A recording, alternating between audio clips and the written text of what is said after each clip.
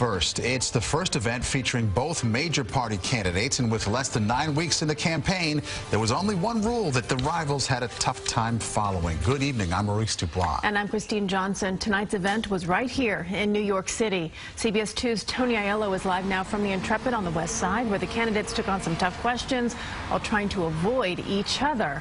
Tony? Christine, Clinton and Trump were like two ships that passed in the night. Back-to-back appearances, but no direct engagement. Both candidates trying to sell America on their readiness to serve as commander-in-chief.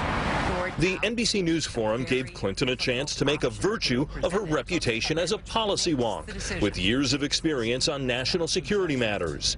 She was challenged in a question from an Army veteran. How do you respond to progressives like myself who worry and have concerns that your hawkish foreign policy will continue? I view force as a last resort, not a first choice. The moderator asked the candidates to avoid attacking each other, but Clinton ended with a dig at Trump. Last thing we need to do is to play into the hands of ISIS, going after American Muslims, defaming a Gold Star family, the family of Captain Khan. Trump was asked to back up his claim that he knows more about ISIS than many military generals. I think under the leadership of Barack Obama and Hillary Clinton, the generals have been reduced to rubble. A new poll shows neither candidate inspires great trust, with 45% saying they have faith in Clinton as commander-in-chief versus 39% for Trump.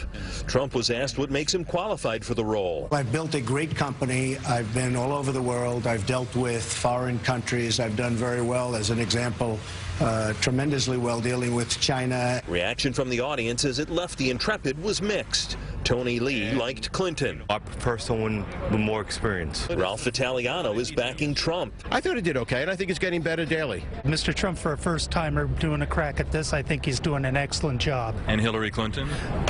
Madam Secretary did very well herself. I think she did very well. She still has to gain the Americans' trust. This was Clinton's only public event of the day. Earlier, Donald Trump was in Manhattan accepting the endorsement of the New York Conservative Party. Polls show him down to Clinton by about 20 points here in the Empire State, but he promised the conservatives he would put New York in play this fall. Live on the West Side, Tony Aiello, CBS 2 News. All right, Tony, thank you. We have some